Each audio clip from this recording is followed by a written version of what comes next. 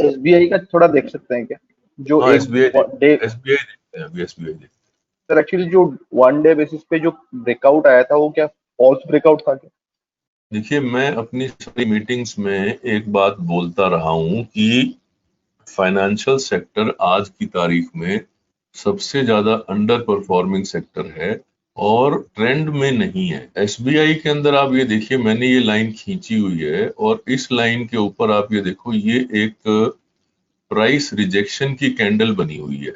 इस कैंडल का हाई था 212 और ये जो नीचे लाइन खींची हुई है इसका हाई था 198। तो 198 और 112 के बीच में मोटे तौर पे समझने की बात यह है कि सप्लाई जोन एक डेवलप हो रखा है और जब तक प्राइस फाइनली ये 212 के ऊपर नहीं क्लोज होता तब तक हमको कोई जल्दबाजी नहीं करनी चाहिए। अभी हाल फिलहाल के लिए आप ये देख लीजिए कि ये यहाँ पर इस पर्टिकुलर जोन के अंदर एक असेंडिंग ट्रायंगल जैसा बनाता हुआ नजर आ रहा है और उस असेंडिंग ट्रायंगल का जो नियरेस्ट पॉइंट है सपोर्ट का वो ये है 185। तो अगर ये 185 बचा रहता है तब 212 तोड़ने पर ये और ऊपर जा सकता है। अदरवाइज तो आप ये देखिए कि भाई कोई स्टोरी तो इसके पीछे कोई फाइनेंशियल सेक्टर को आप समझिए कि जब सारा का सारा सेक्टर ही पिछड़ रहा है और सारे बैंक पिछड़ रहे हैं तो हम जो है एसबीआई के अंदर घुसने की बात सोचें। कोई जो ट्रेंडिंग स्टॉक्स हैं उनके अंदर कहीं पुल बैक आ रहा हो तो वो पकड़ें, फाइनेंशियल सेक्टर से अभी दूर रहें तो ज्यादा बेटर है। If you like this video, don't forget to hit thumbs up, subscribe to Raghumantra classes and press the bell icon to receive updates about future videos. और बताएं। Okay sir. Good morning sir. HDFC और hello HDFC bank में hello hello मतलब hello जो कल HDFC और HDFC bank में जो डाउनफॉल आया था, कोई तरीका हाँ, है कि मतलब उसको पहले से एंटिसिपेट किया जा सके? देखिए, मैंने आपको बार बार मैं एक बात बोलता हूँ कि कोई भी डाउनफॉल वो स्विंग बेस्ड अगर होता है तो हमको उससे घबराने की जरूरत है। अगर वो एक दो दिन का होता है तो घबराने की जरूरत नहीं है। अब आप ये देखिए, ये एचडीएफसी बैंक का चार्ट है और ये उसकी रेंज है। उसकी रेंज हमको ये बता रही है कि ये बार बार, ये एचडीएफसी का चार्ट है सॉरी, और आप ये देखिए कि ये 1725 के लेवल से एक बार, दो बार, तीन बार, चार बार और पांच बार सपोर्ट ले चुका है। किस लेवल से? 1725। तो जब तक ये 1725 के नीचे बंद नहीं होता तब तक हम इसको वीक नहीं कह सकते। और ऐसे ही ऊपर आप देखिए तो ये 1915 1920 के ऊपर नहीं जा पा रहा है। तो नीचे 1725 और ऊपर 1920, ये दो लेवल मार्क किए हैं। आप लोग भी यहाँ पर वेबिनार अटेंड करने के बाद अगर घर जाके चार्ट खोलेंगे और उनके अंदर स्विंग के बेसिस पर ये सिंपल सपोर्ट और रेजिस्टेंस की लाइन ड्रॉ करने की कोशिश करेंगे तो आपके 50% से ज्यादा सवालों के जवाब मिल जाएंगे। लेकिन जब तक आप इस प्रोसेस को शुरू नहीं करेंगे तब तक आपका ट्रेड शेयर मार्केट में रहना बेमानी है। तब तक आप प्राइस एक्शन को नहीं समझ पाएंगे और मेरे जैसे लोगों के साथ आप यही सिंपल सवाल पूछते रहेंगे। बात मैंने आपको ये बताई कि भाई ये स्विंग बना रहा है और जो स्विंग्स हैं वो डाउन स्विंग में 1725 पे आके रुकती है और अप स्विंग में 1950 1925 पे आके रुकती है। ऐसे स्विंग लिया, यहाँ गया, फिर नीचे स्विंग लिया, यहाँ गया, फिर नीचे स्विंग लिया, यहाँ से सपोर्ट लिया। तो ये एक रेंज के अंदर स्विंग लगा रहा है और जब तक उसमें वो नीचे के लेवल को हमने आइडेंटिफाई कर लिया कि ये 1725 का लेवल है, 1720 का लेवल है, तो अगर इसके नीचे बंद होना शुरू होता है तो समझ जाइएगा कि भैया अब तो कमजोरी है। और फिर अगला सपोर्ट जो है वो हम डिफाइन कर लेंगे कि भैया यहाँ पे अगला सपोर्ट है और ये फिर नीचे 1500 तक भी जा सकता है। तो ये स्विंग बेस्ड सपोर्ट और रेजिस्टेंस ड्रॉ करना सबसे एलिमेंट्री, सबसे बेसिक बात है। इसको आप लोग सीख लेंगे तो आसानी रहेगी। और ये जो आपको लगता है कि भाई बाजार बड़ा मुश्किल है, या छोटी छोटी किसी डेली बात से कभी खुश हो जाते हैं कि आज ब्रेकआउट आ गया, कभी उदास हो जाते हैं कि आज बाजार कमजोर हो गया, अगर हम वो स्विंग आइडेंटिफाई करके ट्रेंड को और साइडवेज मूव को समझने लगेंगे तो हमको ज्यादा आसानी हो जाएगी। जैसे मैंने अभी टाटा मोटर का चार्ट दिखाया, वो कितना क्लियर कट डाउन स्विंग दिखा रहा था, डाउन ट्रेंड दिखा रहा था, और निफ्टी का चार्ट दिखाया वो कितना क्लियर कट अप ट्रेंड दिखा रहा था। और अब आप ये एचडीएफसी का चार्ट देखिए, ये कितना क्लियर कट जो है साइडवेज मूव दिखा रहा है, या इससे पहले एसबीआई का चार्ट भी आपको ऐसे साइडवेज मूव दिखा रहा था। तो ये समझिए कि जो साइडवेज मूव दिखा रहा है उसको पड़ा रहने दीजिए एक कोने में, और जो ट्रेंडिंग मूव दिखा रहा है उसके अंदर पोजीशन बनाइए। शॉर्ट पोजीशन बनाने का मन है तो डाउन ट्रेंडिंग स्टॉक में बनाइए, लॉन्ग बनाने का पोजीशन है तो अप ट्रेंडिंग स्टॉक में बनाइए। एचडीएफसी के अंदर तो अभी आपको मैं ये लेवल ही बता सकता हूँ, 2 लेवल मैंने आपको बता दिए। उसके अलावा तो आप ये चार्ट अगर देख रहे हो अपने स्क्रीन पे, अब ज्यादातर लोग आप में से जो है वो मोबाइल पे देख रहे होते हैं तो उसमें भी क्लैरिटी नहीं होती। तो आप में से जो लोग सीरियस हैं उनका मैं तो ये लक्षण मानता हूं कि जो लैपटॉप के ऊपर बैठा है वो सीरियस है, जो मोबाइल पे है वो सीरियस नहीं है, वो तो एक गॉसिप के रूप में आया हुआ है यहाँ पर। और बताएं अगला सवाल। सर आयन एक्सचेंज एक बार चेक करोगे क्या वीकली और डेली पे? इसमें अभी परसों अच्छा वॉल्यूम भी आया है। आयन एक्सचेंज ION ये एनएससी पे लिस्टेड नहीं है क्या? नहीं, BSC है सर सिर्फ। एनएससी वाला चार्ट ही देख पाऊंगा मैं, BSC वाले नहीं देख पाऊंगा। Hello hello sir. हाँ कल्पतारू पावर सर। हाँ, कल्पतरू पावर देख लेते हैं। देखिए एज यूजुअल जैसे हम कोई मंथली चार्ट लगाते हैं, तो जैसे मैंने ये मंथली चार्ट लगाया तो सबसे पहले इसने मुझे ये बताया कि ये यहाँ पर इसका पुराना स्विंग लो और पुराना सपोर्ट था, और वो लेवल था 160 का। आप ये देखो प्राइस जो है जब ये गिरना शुरू हुआ तो इसी लेवल के पास आके 169 और 170 का लो बना के यहाँ से सपोर्ट लेके ऊपर बाउंस ले रहा है।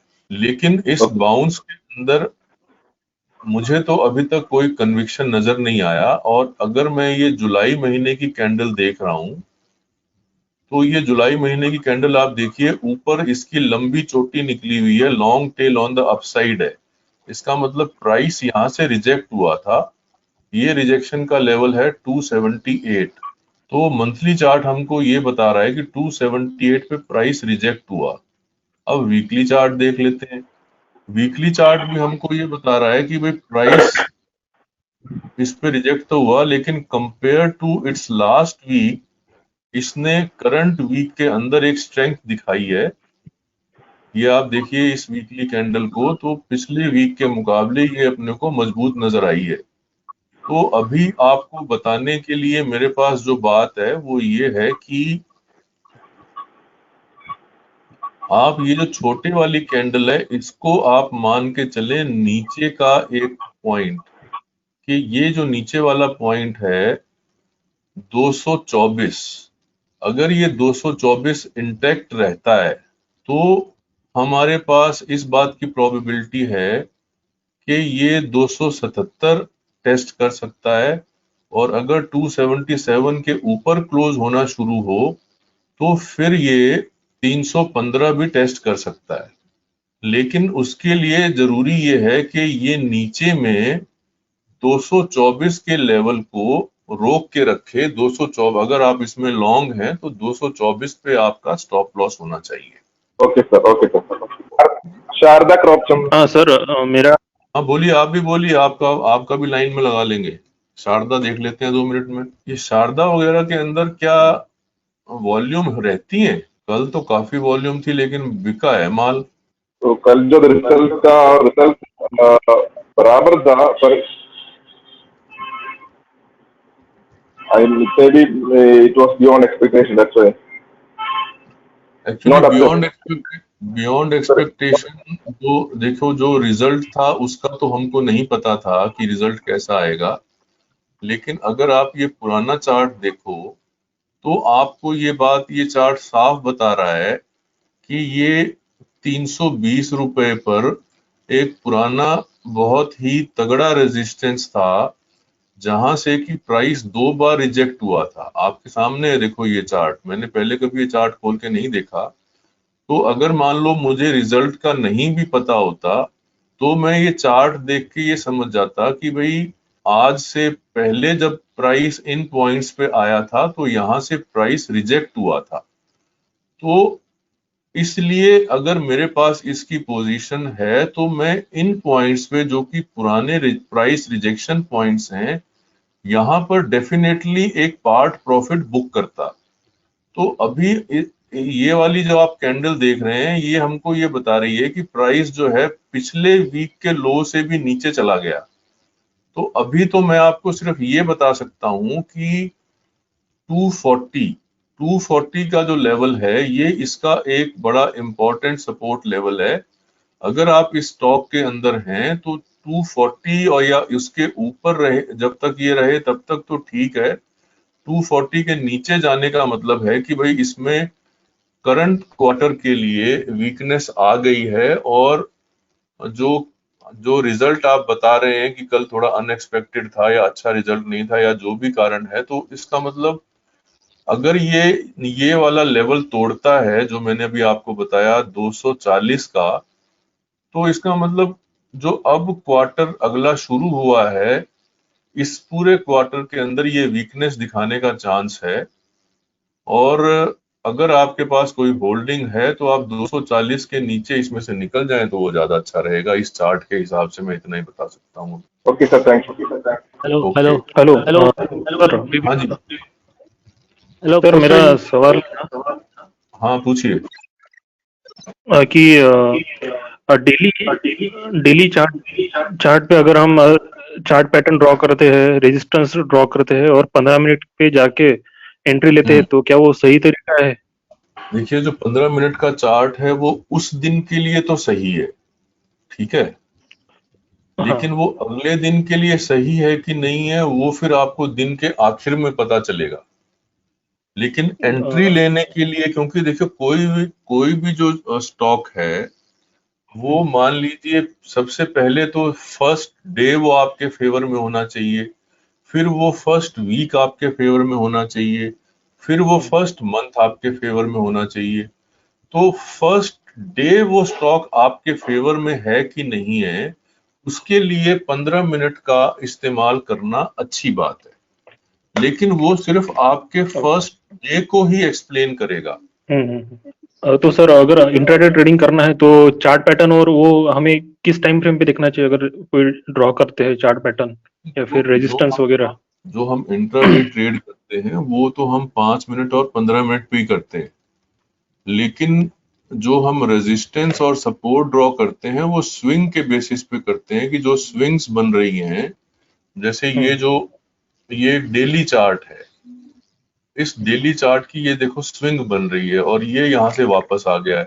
तो अब जो इस स्विंग का लो है वो मैंने मार्क किया है स्टॉप लॉस के तौर पे। तो उन स्विंग्स को आपको देखना है और उन स्विंग्स के बेसिस पे आपको रेजिस्टेंस सपोर्ट निकालनी है। ओके, ठीक है, thank you sir, thank you.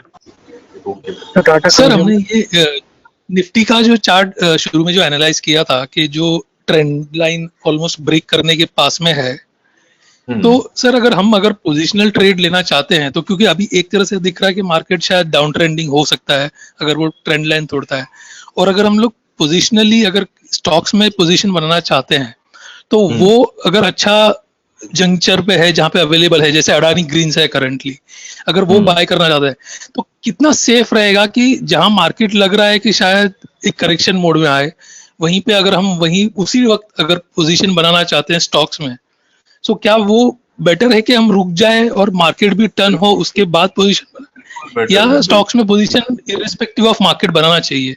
देखिए, दो बातें होती हैं, मैं थोड़ा सा टेक्निकल ले आता हूँ, फिर एक आम भाषा में ले आऊंगा बात को। एक को हम कहते हैं अल्फा, एक को हम कहते हैं बीटा। अल्फा वो होता है जो कि स्टॉक अपनी स्ट्रेंथ से अपनी खुद की उसका रिजल्ट बहुत अच्छा है या उसका खुद का उस वक्त मार्केट में पोटेंशियल बहुत अच्छा है, डिमांड बहुत अच्छी है, मार्जिन्स बहुत अच्छे हैं, तो उसके बेसिस पे जो स्टॉक चलता है उसको हम कहते हैं अल्फा। और जो ओवरऑल मार्केट सेंटिमेंट उसके प्राइस को प्रभावित करता है उसको हम कहते हैं बीटा। तो ज्यादातर ये माना जाता है कि अगर मार्केट का सेंटिमेंट खराब है तो स्टॉक कितना भी मजबूत हो वो टूटेगा नहीं, वो साइडवेज हो जाएगा। तो इसलिए आपको इस बातों में जो बात निकली है वो ये निकली है कि मान लो मार्केट कमजोर हो जाती है और अगले 1 महीने कमजोर रहती है, तो उस पिछले 1 महीने में जो स्टॉक साइडवेज हो गए हैं वो स्टॉक सबसे ज्यादा चलने लगेंगे जब मार्केट पलटेगी। तो आपके सवाल का जवाब ये है कि अगर अडानी ग्रीन इस वक्त उसका अल्फा स्ट्रांग है, उसके बाजार, उसके अपने जो प्रॉपर्टीज हैं स्टॉक की, अगर वो इतनी मजबूत हैं तो वो कमजोर बाजार में टूटेगा नहीं, वो सिर्फ साइडवेज हो जाएगा, लेकिन चलेगा वो भी नहीं।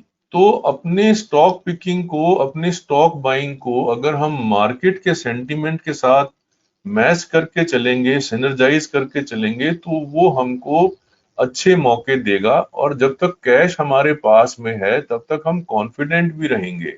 हमको बेटर अपॉर्चुनिटी मिलने पे हो सकता है कि अडानी ग्रिड जो है वो साइडवेज ना हो जाए, वो डिप भी मार सकता है। तो मेरे ख्याल में आपके सवाल का जवाब ये है कि अगर बाजार का सेंटिमेंट ठीक हो तभी हमको स्टॉक बाई करने चाहिए। पहले सवाल का तो जवाब ये हो गया।